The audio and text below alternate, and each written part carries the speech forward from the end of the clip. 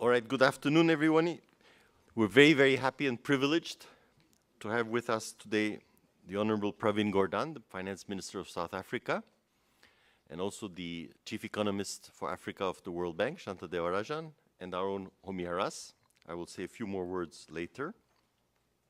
Minister Gordhan has been active in politics since the 60s. He has served as a member of parliament from 94 to 98. He was the Deputy Commissioner and then Commissioner for the South African Revenue Service. He has served as the chairperson of the Constitutional Committee in Parliament from 1996, which had oversight over the implementation of the new South African Constitution. And he has done a lot of work also relating to local government and local empowerment. He is now also a key leader of the BRICS, of the Emerging Market Group in general, very active worldwide beyond his own country and Africa also. And it's really a privilege to have you with us. Africa, I think after a strong start at independence for many countries and then a long period of great difficulties, has had a good decade. But you know, one decade, of course, is not sufficient for success. It needs to continue, but it is now growing at roughly twice or even slightly more than the world growth average. And I think there's now real optimism for Africa, and we're very, very happy to have at Brookings the Africa Growth Initiative, which works with African think tanks, African partners, including South African partners, on the economic development and the economics of Africa. We also have today Shanta Devarajan, who's the Chief Economist of the Africa region at the World Bank. He reminded me that we know each other for decades, let's say. I won't say the number of decades. He was the Principal Economist and Research Manager for Public Economics in the Development Research Group and Chief Economist of the Human Development Network, as well as of the South Asia region. And Homi, my dear friend and colleague here from Brookings. He is right now the lead author and executive secretary of the Secretariat supporting the high-level panel advising the UN Secretary General and the panel of state leaders on the post-2005 development agenda. He was chief economist for East Asia and the Pacific region at the World Bank. And he's doing a lot of very, very interesting work, among that on aid effectiveness, on scaling up, and also on the emergence of the world middle class and what it means for growth and for the structure of demand and for economic policy. So it's a great panel, but above all, we're very, very happy and privileged to have Pravin with us today. And we're looking forward to his perspective on South Africa, but also on Africa, and anything he would like to add in terms of the overall world economy. I know he's very sensitive, not just to issues of growth, but also to issues of equity, of balance in society, of greater equality, of effective social policies. So with that, I let him take the podium and really thank him very much for being here. Thank you.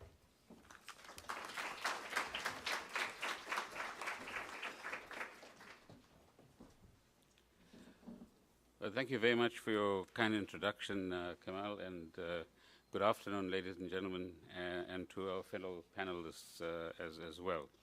It's a great privilege to be among such a distinguished group of academics, because they're all academics. I come from a very activist background. South Africa, being only a 19-year-old democracy, means that many of us who were involved in the anti-apartheid struggle can still call ourselves activists in a democratic era. I'm also indebted and convey my thanks to the Brookings Institute for placing both South Africa and Africa and the issues that affect us on its agenda. It's a far-sighted move, one which reflects the fact that there is a transition going on, probably over the next 20 to 30 years, which will see Africa coming more to the center of global attention in many, many different respects.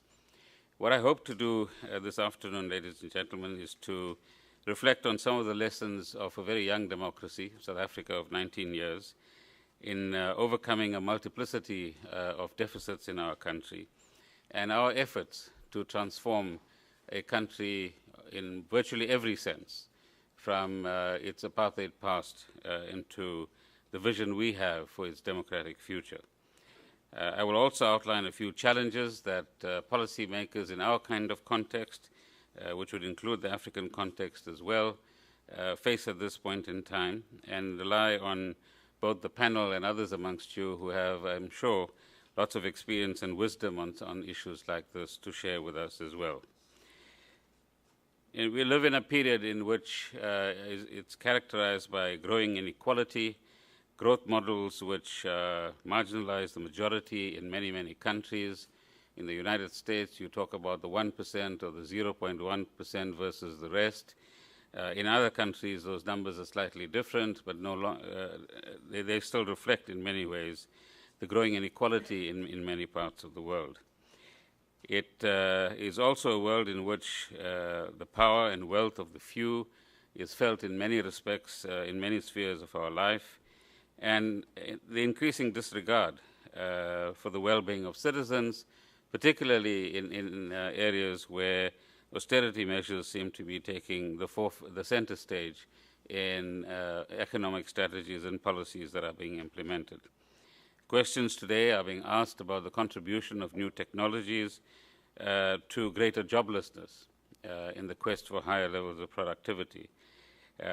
In particular, it's a challenge that we have in South Africa, where we have a 50% level of unemployment amongst young people, and a set of numbers that we seem to share with countries like Spain at the moment, the hopelessness that is experienced by unemployed youth in our environment.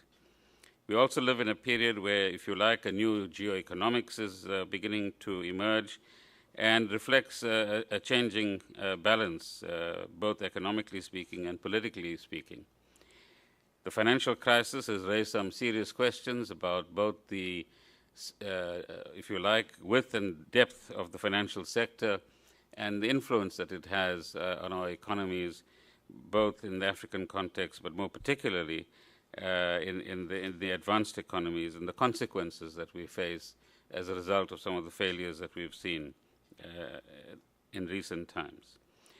I take an approach which says it's very important to work with researchers and academics and inquirers, if you like, to understand the world, but the greater imperative for many of us is to answer the question, how do we change it, and how do we improve it for the larger majority that live in our environment.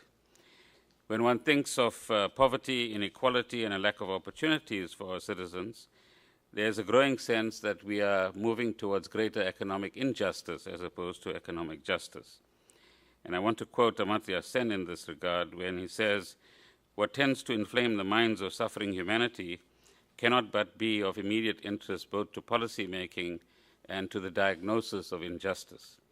A sense of economic injustice must be examined, even if it turns out to be erroneously based, and it must, of course, be thoroughly pursued if it is well-founded."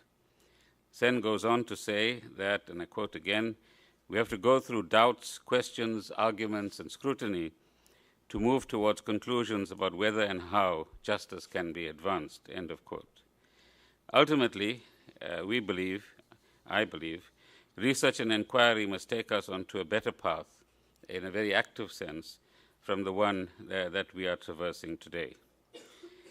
A few words about South Africa. South Africa's transition from apartheid to democracy was based ultimately on a set of constitutional negotiations.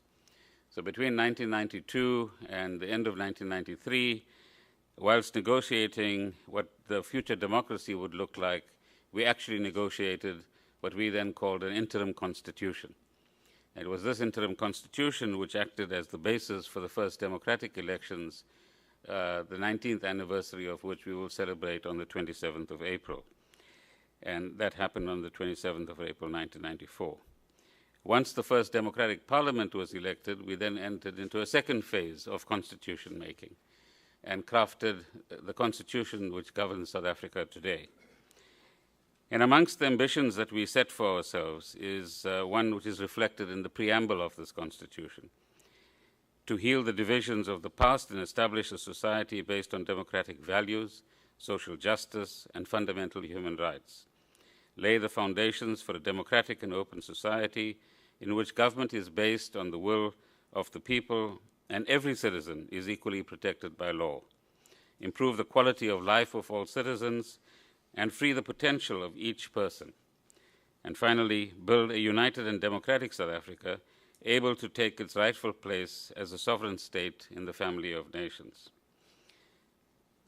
The South African challenge and narrative in many ways acts as a microcosm, although we have our own unique history of racial oppression and exploitation amongst our people for over a century in our kind of context. The political negotiations in some ways introduced political democracy to South Africa, but in many ways our prime objective was to ensure that we create a democratic environment, a democratic state, and place democratic power amongst all the citizens of South Africa. What we didn't do was negotiate the economic transformation of South Africa and ensure, as many other independent countries in the African continent and elsewhere also, didn't and couldn't actually ensure that there was an agreement about how economic transformation would occur, by which we mean changing access to economic opportunities, changing ownership patterns in South Africa, narrowing the economic gap between previously privileged and marginalized people. And in a sense, we followed an uncharted course, which we are still pursuing today and learning lessons from.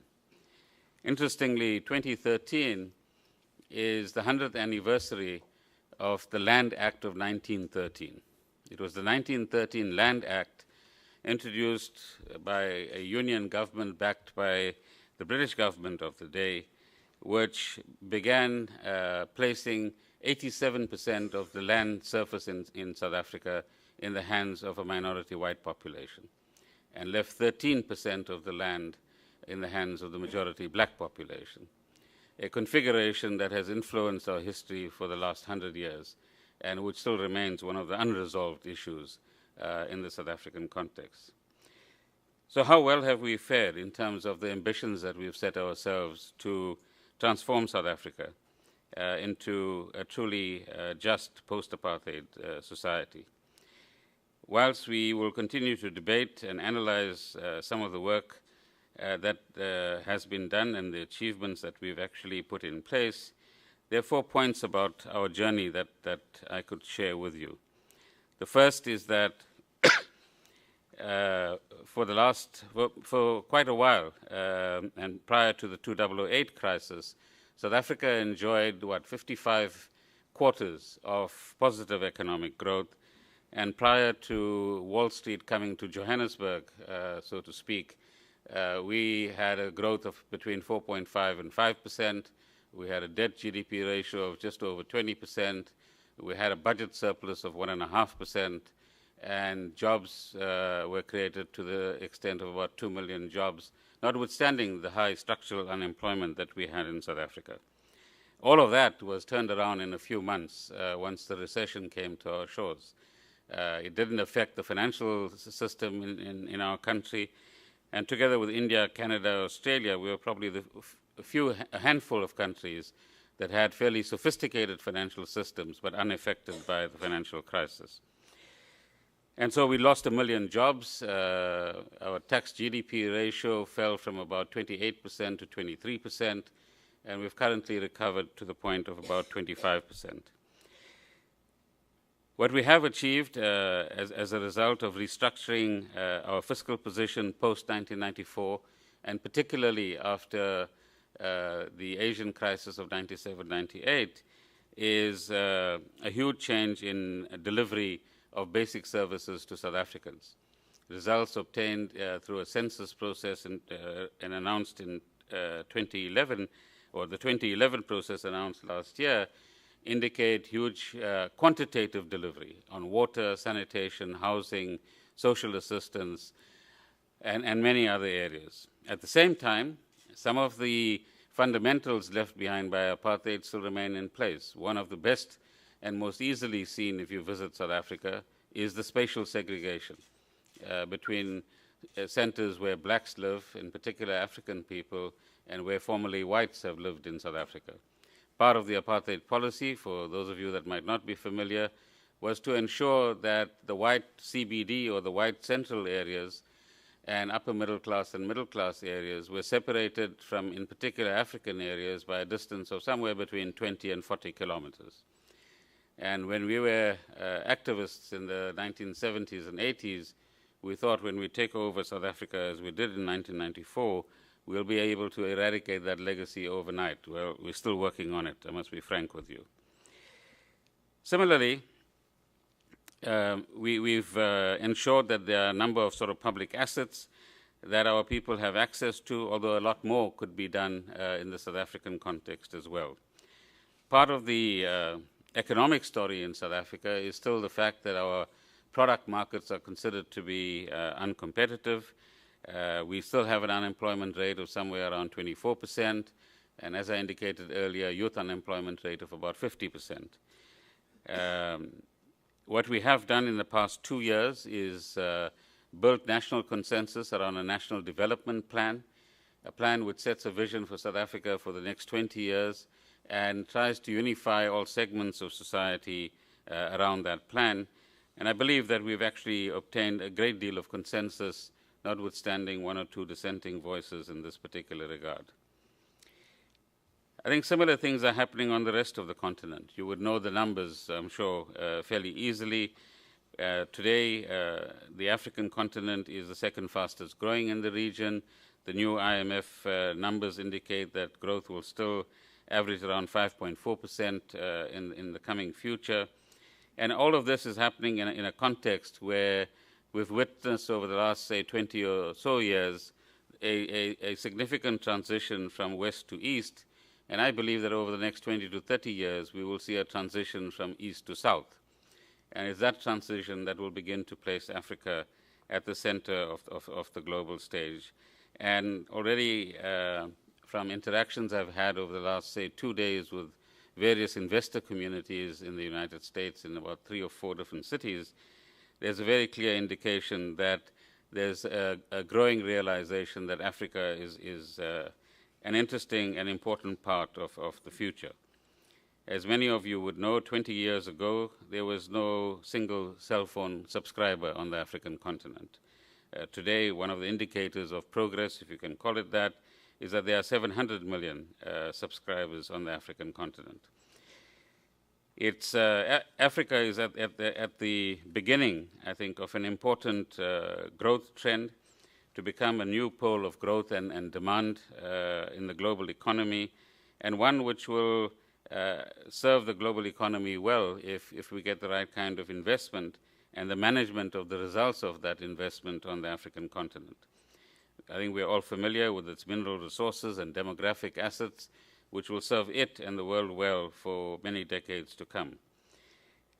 African nations have shown, sometimes through very harsh experiences, the benefits of creating macroeconomic stability within their environment. And today, I imagine that they are in a position to say to some of the European countries, come and see how we've done it, in order that you could learn a few lessons on how to maintain macroeconomic stability and create an environment for growth and job creation in their own situation as well. Arising from this, let me mention a few of the policy challenges that I think policymakers face both in our own context and beyond our own context as well. The first is in relation to the impact of uneven globalization and the geoeconomic transition, which I have referred to west to east and east to south. Globalization has clearly produced significant benefits on the one hand, but as we're learning from this crisis, has also created a huge shift in power and influence into the hands of finance capital and high earners at the expense of middle income earners, the unemployed and the young in many parts of the world. And those that are benefiting from these trends have acquired significant power and influence in policy making and in decision making. The second is we're also learning about the importance of extractive institutions versus inclusive institutions. And here again, institutions like Brookings and people like yourselves need to help us to begin to understand what does it mean to build inclusive institutions, particularly in a context like South Africa and Africa, where I believe we still have an opportunity to reshape the model of growth, begin to pick up on some of the lessons that we've learned about what inclusive growth means, and hopefully overcome narrow interests so that the wider majority of Africans can actually benefit from these processes as well. The second phenomenon and challenge that we have is what one calls crisis mutation. What started as a subprime crisis in the United States quickly evolved into ratings agencies and their role in AAA rating derivatives of one sort or another arising from subprime loans. That then mutated into a sovereign debt crisis, which was then connected to a banking crisis.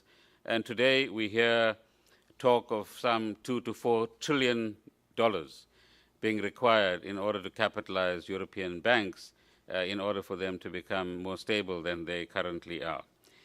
And this crisis mutation now reaches the point where an island has a huge financial sector way beyond its GDP, and its investment practices and other financial controls being weak begins to send ripples of uncertainty throughout the world.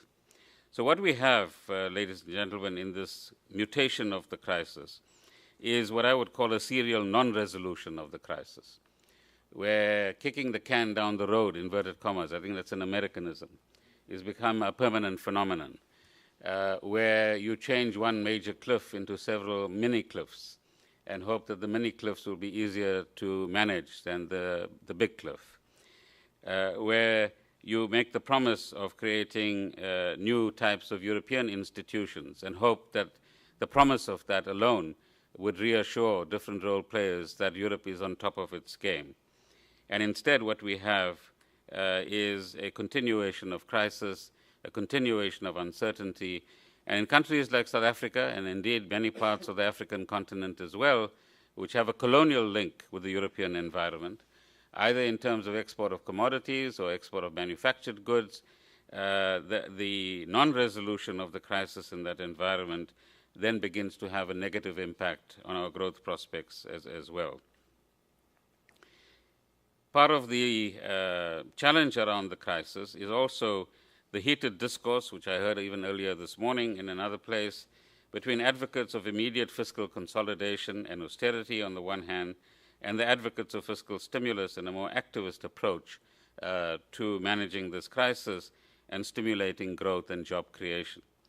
And the result of this debate and the non-resolution of the debate is that we now begin to enter a downward spiral in respect of growth and certainty, particularly in the advanced economies, but also with a significant impact now on the big emerging market economies as well.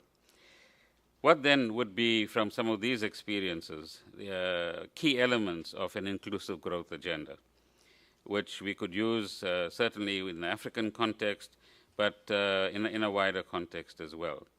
Clearly, a stable macroeconomic environment is important, but we've also learned, I think from the past 10 years or so, that that alone doesn't solve all of our problems, but is an important and necessary factor to have in place. The second, for many of us on the continent and elsewhere, creating the right micro foundations for economic growth is also an important challenge. So ensuring that we have the right education policies, industrial and trade policies, labor market policies, competition policy, and practice is going to be a crucial part of ensuring that we create the right structural environment for growth, job creation, and inclusivity.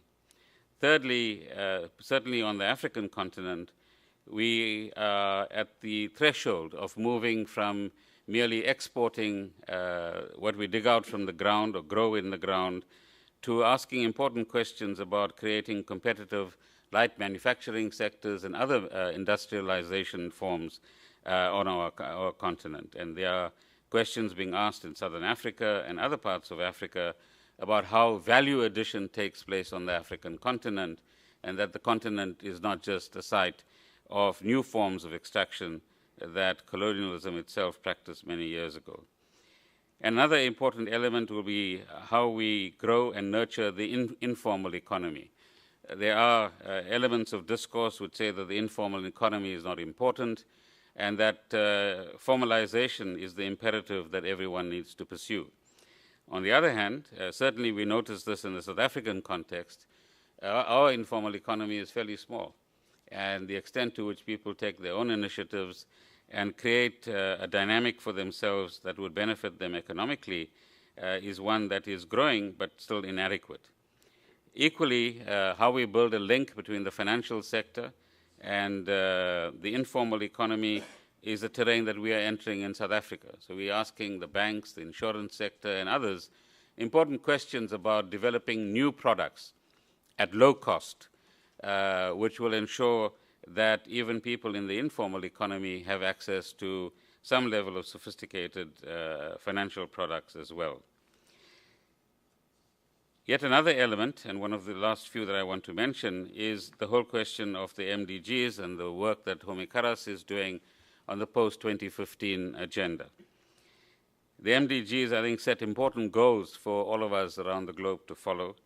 The one danger that I'm sure he will report on or talk about at some stage is to what extent the MDG exercise became a tick box exercise. And secondly, what is the relationship between a quantitative delivery, with delivering water or education or giving more people access to some of these facilities, and the quality of the product that is actually offered? Because that's the next, if you like, height that we need to migrate to in our sector. Finally, 2 points. One is the role of the private sector. No talk of inclusive growth or job creation or alternative growth models and dynamism. It can happen without some serious inquiry into how do we begin to develop a private sector that also understands what inclusivity means, and which is able to dedicate enough energy and resources to developing business models which, as they have incorporated the double bottom line and now the triple bottom line, and perhaps we're heading for a quadruple bottom line, one which ensures that the private sector consciously contributes to more inclusive societies and distribution of benefits than they currently are doing, certainly as major employers in most of the societies we come from. And the last point in this regard is how we create capable and effective states. It's a challenge we as a young democracy are facing in South Africa. It's a challenge that many states on the African continent are facing. How we budget, how we deal with debt, how we create debt markets within the African continent, how do we implement good policies rather than just talk about good policies, how do we develop good public servants and public services, are important challenges in order to maintain the right balance between government as a promoter of social justice and, where appropriate, an intervener in the market, but also importantly as a collaborator with the private sector itself. So I hope I've, as a former activist, agitated you sufficiently with some of these questions. But let me leave you with a quote from Mr. Mandela, who will be 95 in July this year.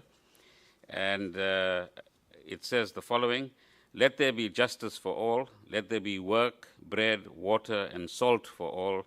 Let each know that for each body, the mind and the soul have been freed to fulfill themselves." Thank you.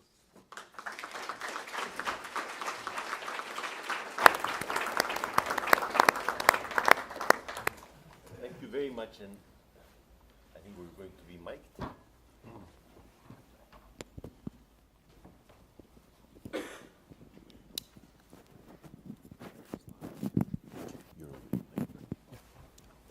Okay, Homi, why don't you try to react a little bit, give your perspective. You know, we'll have a conversation afterwards, but if you take 5 or 6 minutes now.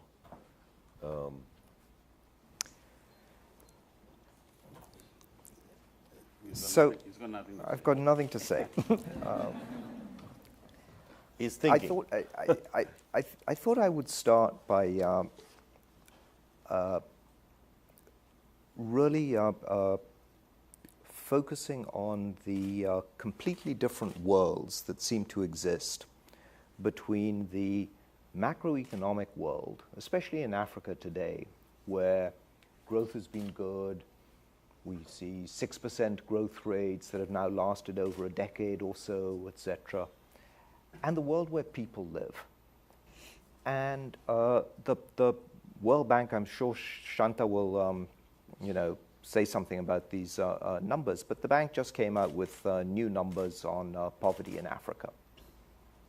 And the numbers of people living in absolute poverty continue to grow year after year after year.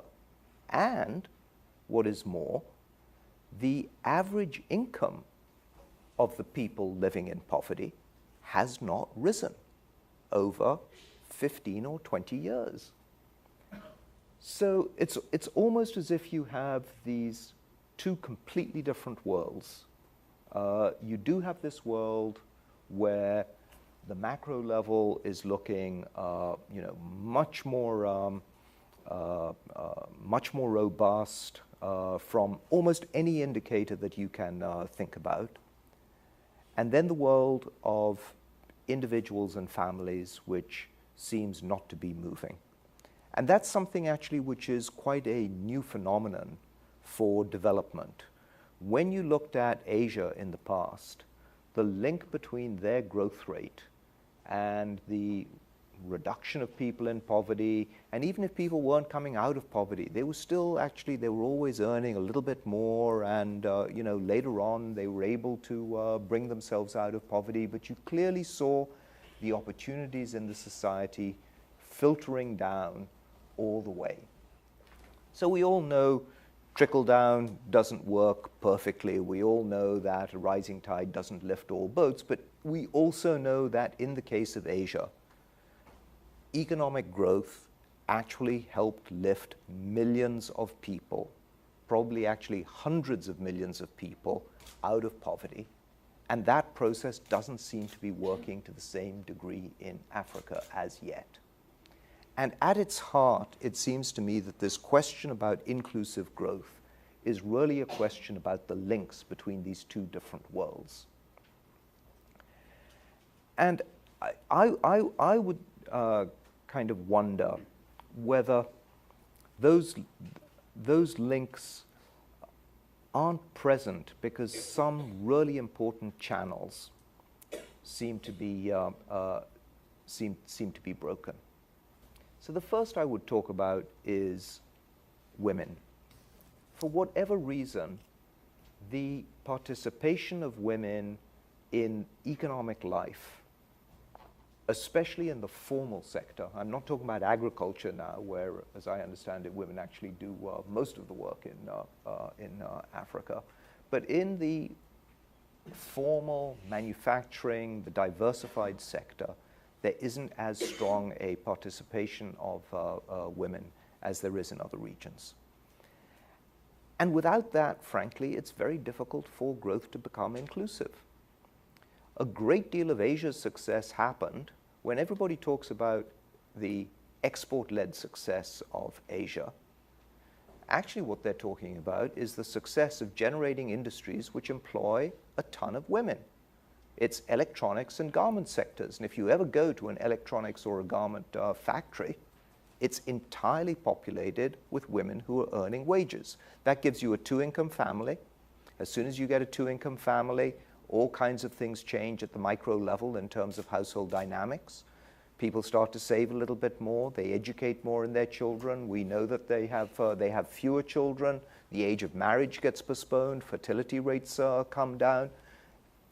A number of things at the household level change as soon as you have two-income families. And the quickest way of getting big increases in household income is not to fight to get slightly higher wages. Maybe it can be 5% one year, 6% another year for the principal wage earner. It's add another wage earner. So I would say that's one big channel which is not yet working well, increasingly in many countries. Sometimes it's got to do with the issue of conditions for part-time work. There are structural issues that prevent women from entering the labor force because they also have to do all kinds of other things. They have to take care of sick family members. They have to take care of their children. They may need more flexible conditions than the conditions that are always offered. The second channel is young people. If you don't get that first job, you never ever get the experience and the connections and the skills that allow you to get the next and the next and the next jobs. The first job is both the hardest to get, and it's the one that actually directly places you and leads you to all the future jobs in your career. And that's true in an advanced country like the United States, and it's true in a developing country. And a major problem in developing countries today has been the ability to get young people that first job. Now, whether that's to do with the skills that they have coming out of school, or whether it's to do with the competitiveness of the firms that are employing them, it's hard to know. But the only driver of new jobs has been government. And that's a problem because government can't continue to do it and certainly can't do it for everybody in society. So thinking much harder about what it takes to get young people into a type of employment that then leads to better future jobs later on is hugely important. And that, in some sense, I think, is when the minister talked about the informal sector, is partly what it means. The informal sector is actually a very heterogeneous sector. You have jobs in the informal sector of, people coming and trying to sell you something when you're stopped at a traffic light, for example. And you have jobs in the informal sector which are, innovative and creative and are leading somewhere. We need to find out ways of getting the jobs that actually lead to further jobs, whether it's the informal sector or elsewhere. And then the last observation I would make on this is there's a lot of focus that's been placed for inclusive growth on jobs for unskilled workers. But you can't create jobs for unskilled workers if you don't have dynamic and competitive firms. And you will not have dynamic and competitive firms if you don't have skilled people in those firms. So it almost becomes a catch-22. If you focus entirely on, quote unquote, the direct measure of trying to have real advances in primary schools and primary education and making sure that everybody at the least advantaged members of society have the skills they need. And if by doing that, you squeeze all the resources out of the top end, you never get the firms and the opportunities to actually employ the people at the bottom end. So the so-called knowledge workers, the people, the scientists and the engineers, the people who sit in companies that actually make those companies work, if you don't have those people in place, they don't create the other jobs. And in the discussions that sometimes we've been having with the most dynamic firms in Africa, the number one constraint that they all talk about is the constraint of skilled talent. There are many firms who think that the conditions are right in Africa for tremendous expansion, but they can't get the right people. And so that, I think, is really also a matter of thinking hard about who is going to create the skilled jobs, the unskilled jobs. And if you think it's going to be the private sector, then ask, well, what's the constraint in the private sector? And the answer may not be the unskilled don't have enough education. The answer may be we simply don't have enough. We don't have enough accountants and managers and engineers and others who can really make these companies thrive and be more efficient. Let me stop there. Thanks. Thank you, Homi, for these thoughts. And I think the two worlds image and the comparison to Asia is very interesting, but in a different context. There are these two worlds in many parts of the world today, including in this country. Yeah, absolutely. As Minister Gordhan said, about more than 90% of income gains post-crisis accrued to 1% of the population in the US. So there is also the two-world phenomenon is not just African, but it doesn't have the same strength everywhere. But I'm wondering whether it's not also beginning to be stronger in Asia. With that, I turn to Shanta. Okay, thanks very much, and thanks for inviting me. I think both Homi and Minister Gordhan asked the right question, which is from the point of view of Africa, which is, yeah, you're seeing all this growth, this 5% growth for a decade. Why is it not translating into poverty reduction? And I think this is real. As a taxi driver in Senegal said to me, I can't eat growth. And he was right. They're seeing all this growth and all this statistics coming from the World Bank and others. And by the way, this booklet, which contains most of what I'm going to say, is out there for you to read. But they don't feel it in their pockets. And the question is, and I think it's real because of some of the numbers that we're seeing, that there has been poverty reduction in terms of the percentage of people living on $1.25 a day. But it's not translated into absolute numbers. And even that percentage of people living on $1.25 a day that's going down is not going down very fast. Not for the level of growth we're seeing.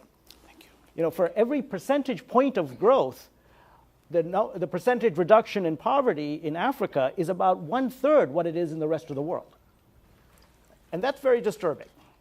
So I think the question is why, and I'm going to offer a little bit of maybe somewhat of a reaction to what Homi said as well on that. First of all, one of the main sources of this discrepancy or this slowness is the fact that much of this growth in Africa has been in resource-intensive countries, resource-extractive countries. So what you have is this phenomenon where the growth is going on in the extractive industry, and most of the poor are in agriculture. 70% of the poor get their income from agriculture. And agricultural productivity hasn't been growing. Now, the problem is that even in the resource-poor countries, we haven't seen agricultural productivity growth anywhere near. Africa has one of the lowest levels of agricultural productivity in the world.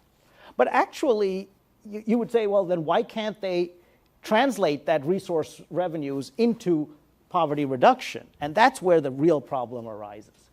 Because there's a fundamental failure of governance. This is the extractive institution that Minister Gordhan was talking about. We have it in spades. You have a country like Gabon. Gabon has a per capita income of $10,000.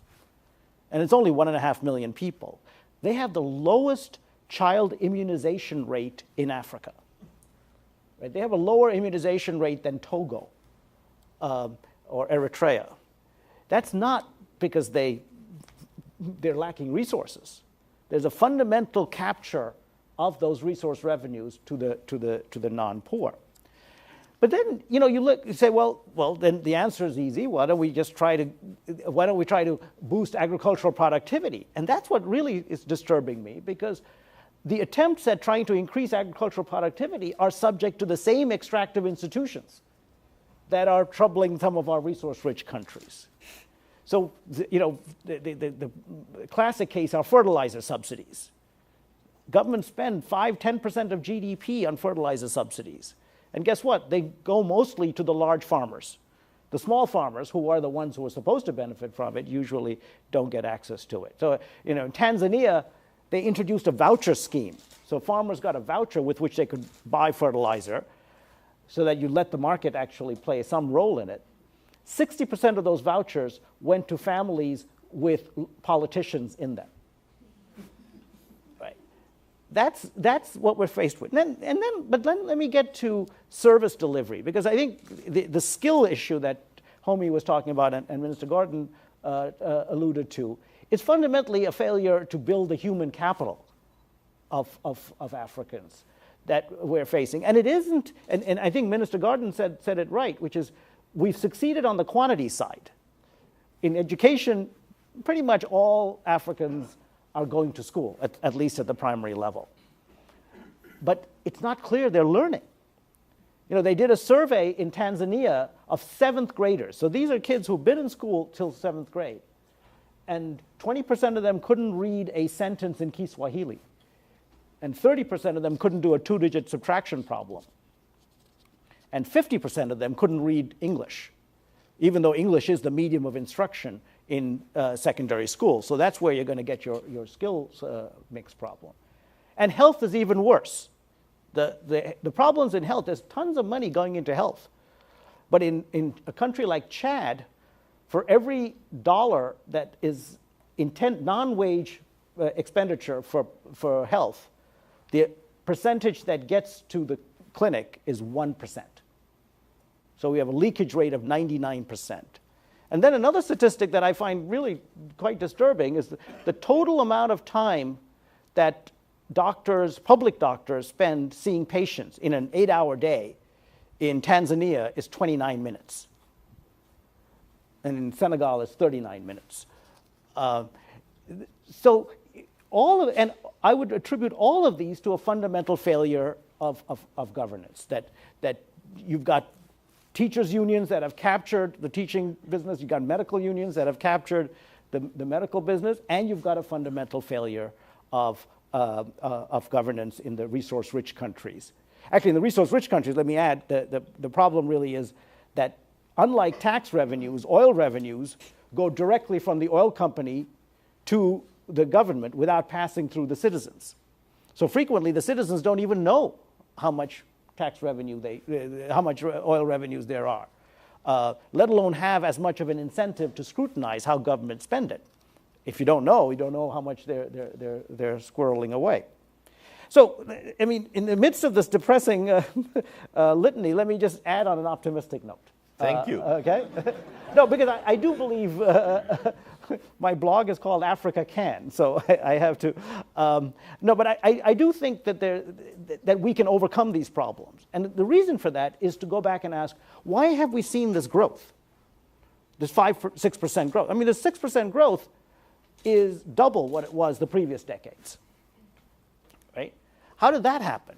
Well, there were several factors, but increased external flows, buoyant global economy before 2008. But a fundamental reason is that the quality of macroeconomic policies has improved in Africa, as the minister alluded to earlier as well, that maybe we should give some technical assistance to Europe these days. The median inflation rate in the 2000s was half of what it was in the 1990s. And fiscal deficits are down, current account deficits are down. So they were, and the point is that this was not by accident. And this was frankly not by the World Bank and the IMF's advice. This was owned by the policymakers themselves.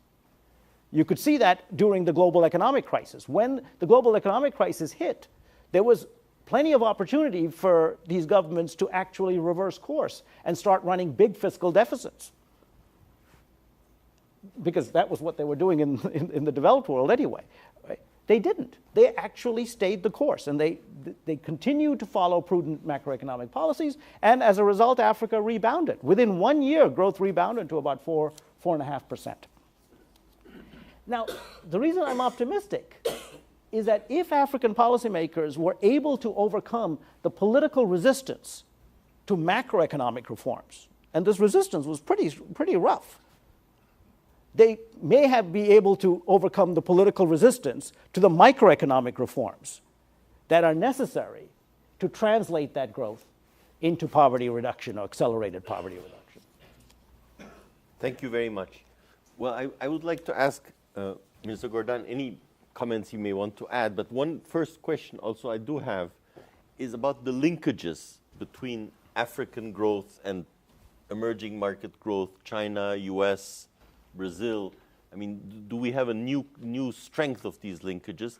And how did the crisis, the 2008-2009 crisis, specifically through what channels did it hurt the most? It's something I wanted to ask you, but also then, any comments you may have on what Homi and Chanta said?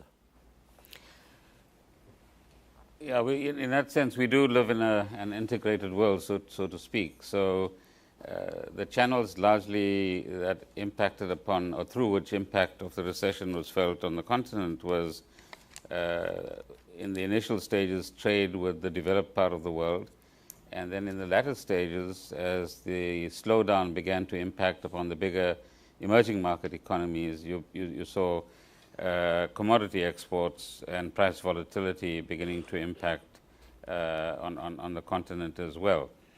So in that sense, trade became an important challenge. What we also discovered is that trade finance was largely through European banks. So as European banks found themselves getting into difficulty and their finance began to dry up, that began to impact on trade financing as well. Another challenge is, let's call it, extraterritorial impacts of decisions made in one place. If we look at the steps taken against Iran, those countries, which included Asian countries as well, that imported Iranian oil, found themselves in some difficulty, which included South Africa. And then you had a fascinating contradiction that we actually had to deal with, where the United States authorities would grant exemptions from some of the provisions that impact on other countries.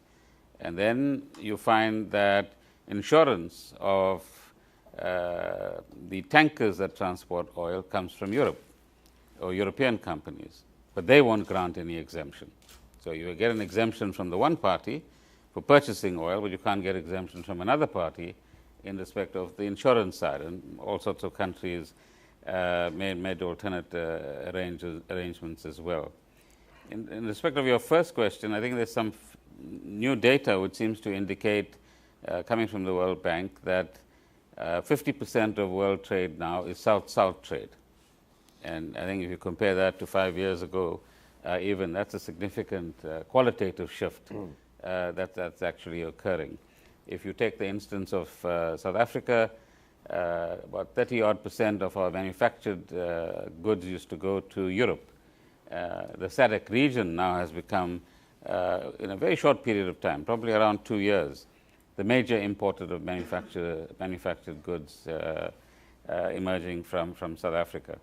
So we are certainly living through a period where there's rapid changes and realignments actually occurring.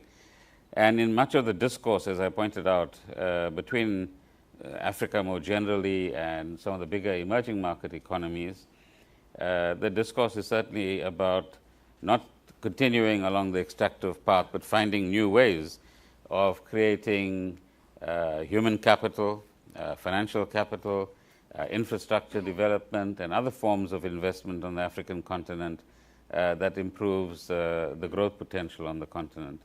I agree with Homi on the two worlds, and you've made a correct point that the two worlds are fairly universal, although there must be some exceptions in this particular regard. So the real question is, how do we give more content to the concept of inclusivity? And what are the policy levers that are actually available for governments and societies more generally to build consensus around what inclusivity means, how you get better benefit sharing?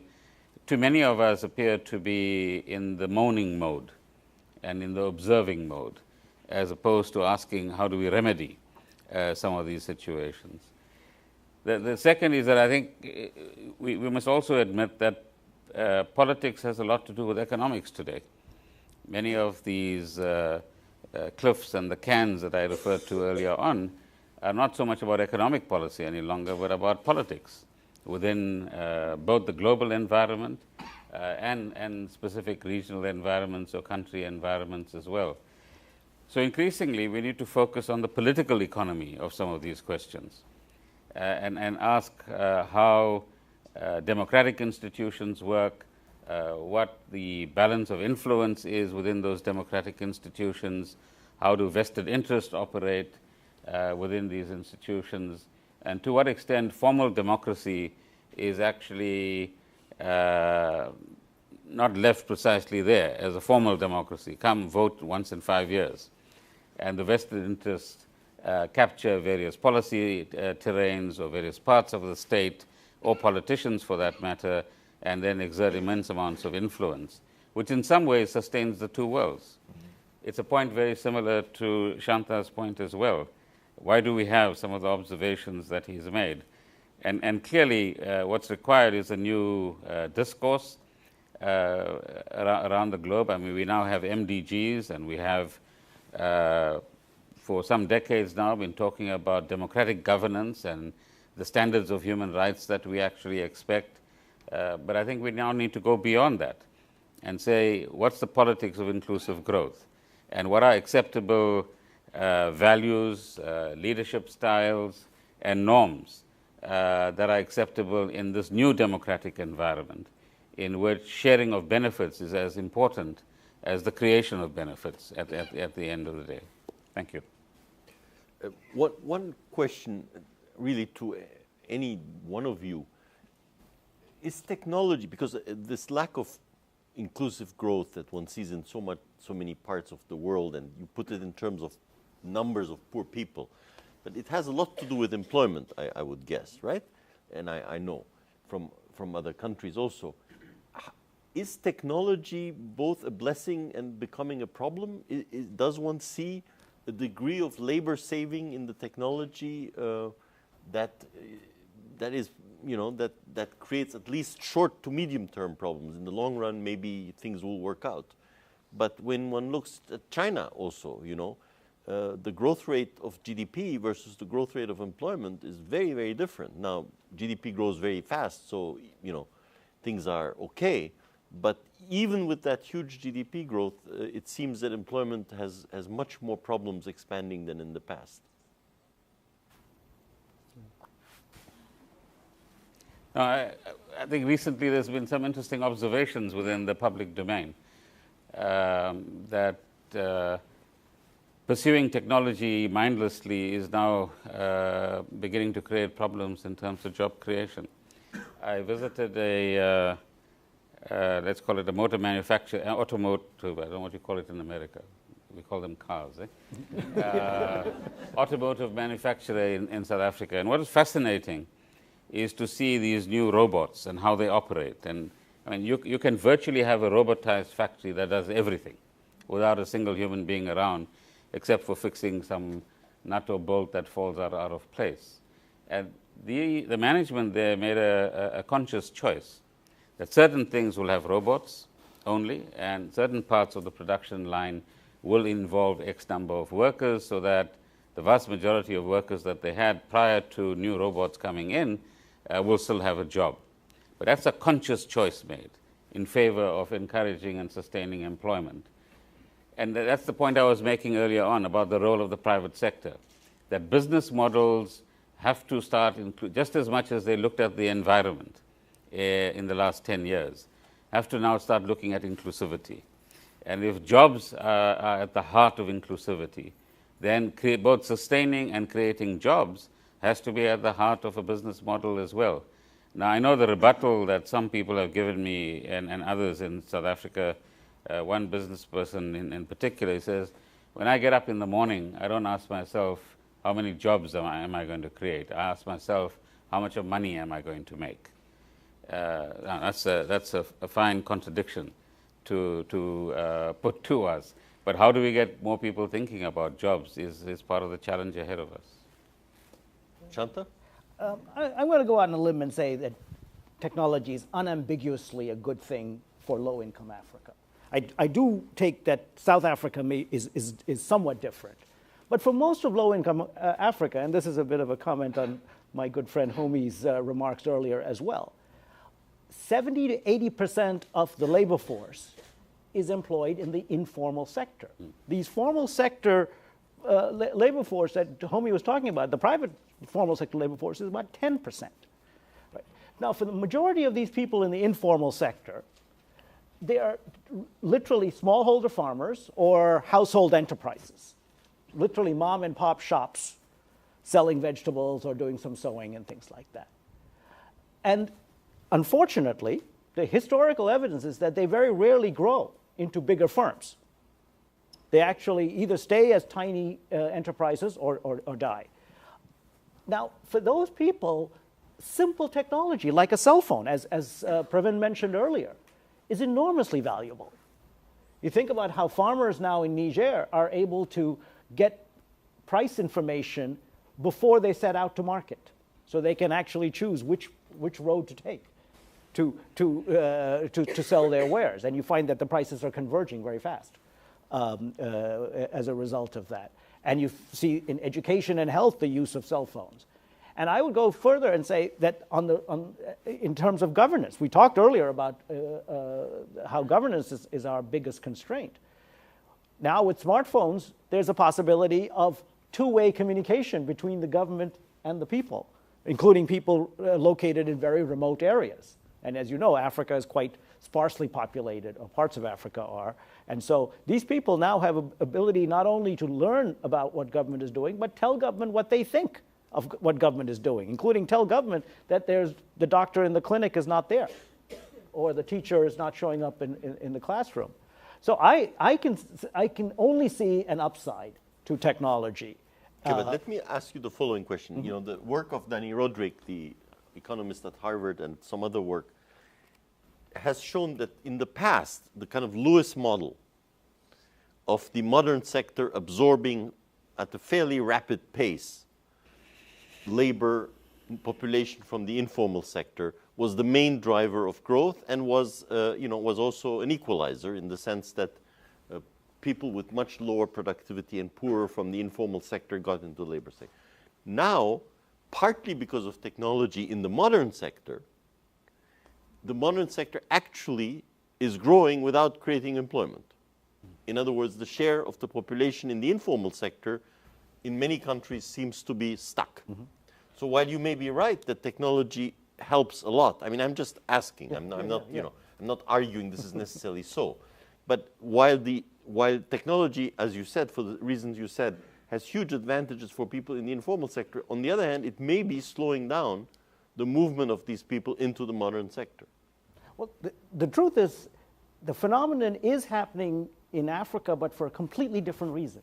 In fact, the modern wage sector, the formal sector, is creating jobs in Africa at a very rapid clip. Ghana, Tanzania, Kenya, Uganda, Rwanda, the formal modern sector is creating jobs at around 8 to 10% a year, the growth. Right? The trouble is it's from such a small base that's not enough to absorb the large number of young people entering the labor force because of the huge youth bulge that Africa has. We have something like 2 to 3 million young people entering the labor force every year. Right. So what you're observing that the modern wage sector isn't that the labor force is still heavily in the informal sector, even though the modern wage sector is growing very rapidly. And apparently in a number of countries, the share is not changing anymore. That's right, yeah. But the share is not changing because of the supply phenomenon. That's what I'm saying, that you can still grow, but there are just so many young people coming in that, in fact, in some countries, we're actually seeing the share of the informal sector growing over time. Yeah. But that's not because of technology. That's what I'm saying. It's because of demography and initial conditions. I think that the place where the jobs are happening is in services. And some of those services are formal and modern. Some of those services are in the informal sector. But the big change in the world is that countries at relatively low income levels today have very, very large service economies. So even a low-income country today probably has at least half of total GDP and a greater fraction of that, sometimes, of labor in services. And services employment is actually doing quite well.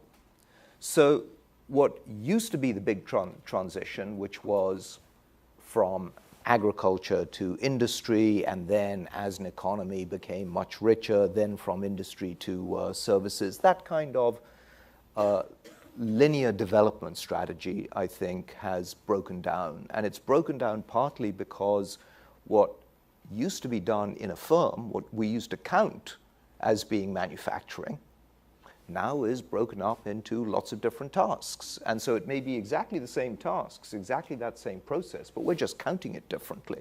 Mm-hmm. So, the dynamism that you see with people using technology, I think actually is very prevalent. I mean, East Africa has an enormous amount of people using technologies in very innovative ways. And I have to agree with Shanta that, ICT by itself can improve agricultural productivity by 20%. If there are 2.5 billion people in the world with no access to any kind of formal financial services, that means they have to go to money lenders. That means they have no ability to control their cash flows, which are very uneven because it's all very volatile. You solve that by giving them access to checking accounts and saving accounts, 20% improvement in their well-being. So you can get, big jumps by fairly simple uses of technology. And what's interesting is that the countries where new technologies, mobile phone technologies have been able to penetrate massively, are also some countries where governance issues have been problematic. You don't need to have the government to do this for you. You just need to have them stopping it from happening. Great. All right, we'll open it to the floor now. I think this was a very interesting debate, and there's one gentleman there who's absolutely ready to ask a question. Yeah. I'll take 2 or 3 and then come back. Please identify yourself, please, and be short. Thank you. Barry Wood from MoneyWeb in Johannesburg. Minister Gordhan, I wonder if you could reply to a couple of the issues that were raised by Mr. Karras in terms of putting women to work and getting that first job for people. There would be those in South Africa who would argue that part of the reason that South Africa's growth rate is trailing behind Africa as a whole is because one of your partners in government really doesn't like the idea of market wages in the Chinese model to put women to work. My other question is, in terms of breaking that, call it a stranglehold, from European or American banks, how's the progress on the BRICS Bank? Is it going to function soon? If so, when? And how will it operate and from where? Okay, I'm going to take 3 questions and then turn. Yeah, the lady, sorry, yeah, you go first, and then the lady in the back. You go first. Thank you very much. Lawrence Freeman from the Africa Desk at EIR. I think one point that all the speakers are touching on is that economic value has different meanings. Monetary values in the financial sector especially are not the same as real economic value that produces wealth. And I think what we get from the IMF and World Bank, with all due respect, is measurement of a lot of monetary statistics of monetary value. But we should look at per capita. What is the energy per kilometer? What is the output per hectare? What is the consumption per capita of real economic growth? And I think I wanted to ask the minister about what are the plans for this in South Africa, because you're right in pointing to Spain. I mean, with 50% unemployment, it's like sub-Saharan Africa for its youth. And this, I think, signals the death of the Euro system. Without Glass-Steagall reform, there's not a chance of the financial system in the West making it. But then what kind of credit policies, not money, but credit for future production, are we going to be able to get in South Africa and other African countries that are not going to be measured in monetary values, but real economic, physical wealth for the development of the society? Yes, and yes, this lady there. Sarah Berry, Johns Hopkins. I wanted to ask Minister Gordhan if you think land reform has a role to play in building the agenda of inclusive growth that you spoke about earlier, and if so, what does South Africa need to do to reverse the so far rather disappointing results of the very ambitious 3-part program of land reform that was adopted after 1994? Pravin, I think most of the questions were addressed to you. Homie said he'll answer some of them. I'll take the consumption per capita. Yeah, it's interesting to see South Africans in this audience, other than ourselves. So they bring a particular brand of South African questions to us. On the BRICS Bank, we are at the very early stages of an interesting process, which is saying that you have BRICS as a, if you like, political formation, which is now being underpinned by practical projects that we could work on together. So interestingly, as we sit here, the BRICS deputies are meeting elsewhere in Washington, preparing for a finance ministers meeting tomorrow and central bank governors to advance some of the work that the leaders have agreed on in South Africa in the last few weeks. On the bank itself, we've agreed on the concept, we've agreed on the need, we've agreed on a broad mandate, we've agreed on what we don't want to do, and we've agreed on what we want to do. A number of technical areas have been canvassed, and in the course of the next 6 months, we'll begin to answer more clearly questions like what capital do you want to start with, how much of that will be callable, how much of that will be paid in, when will it be paid in, where and how will the staff be recruited, where will it be based, who will we lend money to, who won't we be lending money to, and so on. So I think we've made good progress. Our mandate for Durban was to report whether such a development bank is feasible and viable. After 1 year's work, we are able to actually say that it is both feasible and viable. And it's going to be an interesting project if we can pull it off, and lends greater diversity to the kind of institutions that can be involved in both marshalling capital on the one hand, packaging it in a particular way that meets our own requirements, and ensuring that we get long-term investment both in the African continent and other developing country areas as well. Putting women to work, I think there's any number of projects, I'm sure in many countries that are represented in this room, to encourage that. Certainly politically, the organization that I belong to, the African National Congress, has a 50% policy in terms of representation in its political structures and in representation in parliament and other legislatures around the country as well. And there's few countries around the world that will match us at that level. But much needs to be done to, for example, get finances to women, to support women-based small businesses and micro businesses. And your point about the first job that Homi mentioned is something that we've been, if you like, debating in South Africa for the last 2 years or so. Interestingly, I think today was the day an agreement was being signed between Labour, government, and business, consolidating a package of initiatives in respect of encouraging youth employment, and in particular, the idea of an incentive to the private sector to give young people their first job opportunities. There's always a debate around these sorts of issues, because established worker organizations will say, you can do X and Y, but you must give us the assurance, which we are designing these products to actually do, that no existing worker will be losing their jobs as a result of young people coming into the workforce, which is a legitimate understanding. I don't really know what you mean by Chinese wages. There's yesterday's Chinese wages and there's tomorrow's Chinese wages. And for those of you that know better, you'll know that they're quite different. As part of any human rights regime and social justice system, you need to ensure that people get a fair living wage. And part of the struggle against apartheid was about getting people to earn a living wage. How we do that in an environment where there's lack of skills on the one hand, a shortage of employment opportunities on the other hand, is part of the challenge that we're experimenting with. And so, for example, in February this year, we said that we will provide incentives for learnerships at the moment to get people into a workplace, and over a 2-year period, employers can get certain types of tax deductions for giving people both work opportunities but also training them in particular areas.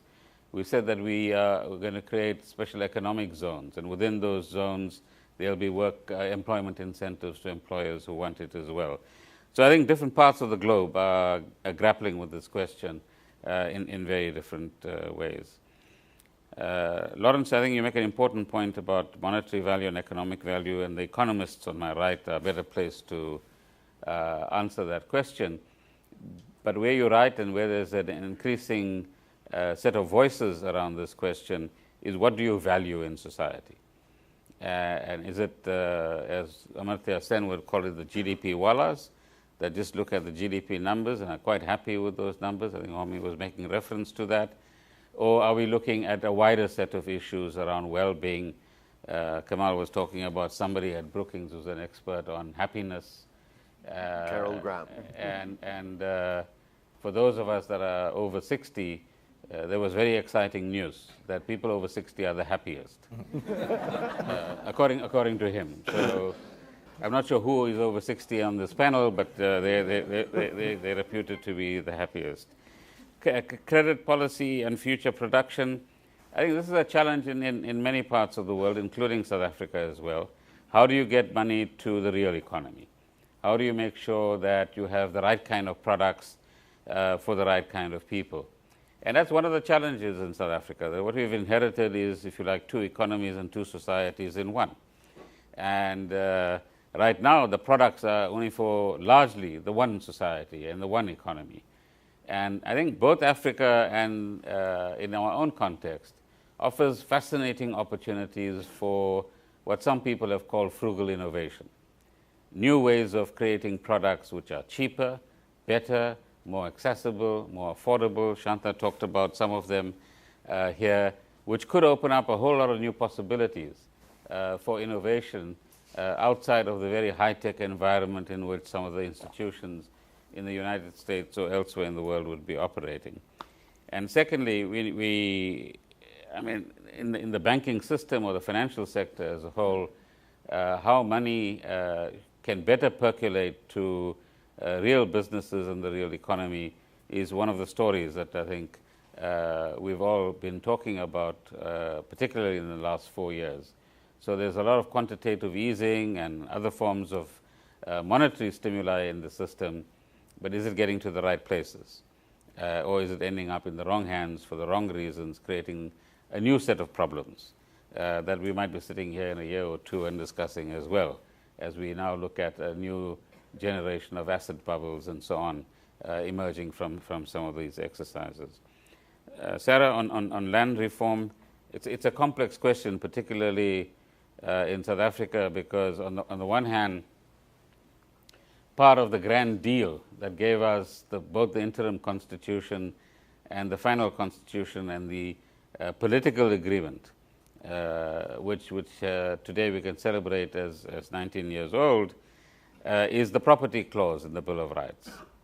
But there was also a proviso which said that if there are certain legislative provisions, we don't have to stick to market value, and that there can be a just basis for expropriation of land as well. That's on the one side.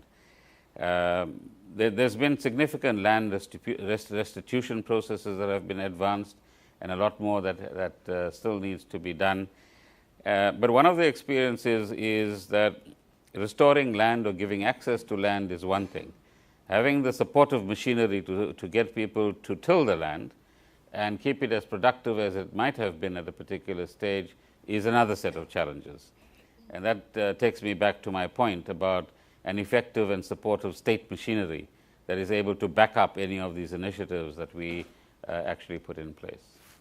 Homi?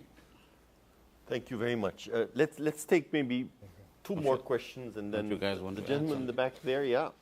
No, yeah. Thank you very much. My question can be... Please identify yourself. And, yeah. My name is John Osika, and I am from Apt Associates. And my question, I think, could be answered by either Shanta or the Honorable Minister. It's the relationship between the BRICS Bank and the Bretton Woods institutions. Probably you have already talked about this. What is the BRICS Bank going to do which is different from what the Bretton Woods institutions are doing? Are they going to be duplicating what is happening? Are they going to be complementing them? Or are they going to compete with one another?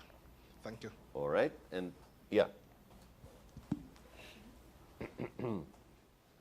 Thank you very much, Midun Sek. I am an economic structure at Northern Virginia Community College, Alexandria campus. I wanted, first of all, to come back to what the minister had said earlier about GDP. You know, we measure economic growth when we look at the value of the GDP, which is the market value of all goods and services produced within the country in a given period of time. We have mostly extractive industries. We don't put value on those. They extract it, they take it away. So you look at the GDP, it is growing. But you look at the GNI, nothing is happening because the money doesn't stay in the country. So you have economic growth, but no one is benefiting except those who take the wealth and take it away from the continent. And this is our problem. GDP is growing, but there is no GNI. And that is one thing maybe you have to look at. The other thing is probably about the high-tech and low-tech. Technology, you need to differentiate those two. Low-tech is wonderful for Africans. It is bringing a lot of efficiencies, smartphones, cell phones, in the domain of health or production, getting a better prices. But high-tech is not there yet, and I think it's scary. It is scary because we saw what it is doing right now here. Jobs are coming back from China because we can have more productive manufacturing job here using high tech. And if we use them, we have fewer workers. As we have fewer workers, unemployment stays high. And we can reach a certain level of production using less people with those high-tech machines. Okay. Africa was supposed to be the next continent, probably after we reap all the benefit of low-cost workers in China. It is not going to happen because jobs are coming back here. Okay, and probably we won't have any value added. Interesting points, but we have to close. We really have to close. Very quickly, Homi and Shanta, and then we give the last word to Pravin. Okay. So let me say one word on the BRICS Bank. And that is the following. 15 years ago, if you took the G20 countries and you said, where is the savings? 80% of the savings would be in advanced countries and 20% in the developing country members of the BRICS. So not surprisingly, all of the issues about how we're going to finance development was about how do we take savings from advanced countries and transfer it to developing countries. In 15 years from today, by 2030, 80% of the savings of the G20 countries will be in the emerging market members, and 20% will be in the advanced country members. The questions about financing development will be about how do we get savings from developing, what are now developing countries, and spread them around the developing world for that kind of the investments that are going to be needed. So the location of savings in the world is changing dramatically, and with that, the nature of financial intermediation in the world also has to change. Thank you. I want one more point on measurement. Somebody said, look, a manager of a business wakes up in the morning and says, well, I should only care about the money that I make. That's based on an assumption. The assumption is that their shareholders only care about the money that the business makes. That's likely to be an erroneous assumption. And what businesses are now being asked to do today is to just simply report on what they do in terms of their environmental impact and their social impact. Just report on it and leave it up to their governance structures, which is their shareholders, to decide whether they believe that that means that the business should focus on the making of money, or whether the businesses should also focus on some of these other dimensions. And my guess is that what you already see is that the most progressive businesses in the world, some of the largest multinational corporations in the world, have found that their shareholders actually care about a much broader range of things, and it's good for their business bottom line, not for their corporate social responsibility. It's good for their business bottom line to be thinking about these broader issues of sustainability and building it into their processes. And I suspect that that's actually going to be a radical change in development in the next 20 years moving forward. I think we will have another Folk event just on this issue. Shanta, very quickly. Oh, yeah, very quickly. I think on the measurement issue, there are many things, many problems with GDP. And I think the whole purpose of this discussion was to say, you know, there are the two worlds. There's the world where GDP is growing, and then there's this world where poverty is not falling very fast. That's precisely why we measure things like consumption per capita, which is poverty. We also measure, I mean, the MDGs are measuring things like child mortality. I mean, that's a real thing when your child dies. And that's a measure that you don't put a monetary value on. It is a measure of welfare. So I think there is something there. But I do want to qualify a little bit the point that the difference between GDP and GNI, because I think there are some cases where there is a difference, and some of it has to do with the royalties accruing to the going outside the country. But I actually would say that that's a second-order problem compared to the problem that I was mentioning earlier with a country like Gabon, where even if the money stays in the country, it's not spent properly. And I think if we need to fix that before, alongside the other problem. Okay. Pravin, the last few words. Hopefully we've established that firstly, inequality doesn't leave you with sustainable societies or sustainable economies or a sustainable world. Secondly, that inclusivity is becoming an important imperative. And thirdly, inclusivity shouldn't just remain a concept. It's time to, as I said earlier on, link research and inquiry to active engagement in change processes, which teach us, if you like, a new generation of lessons about how to transform societies so that they're both economically efficient on the one hand, but socially just on the other hand. Thank you. Thank you very much.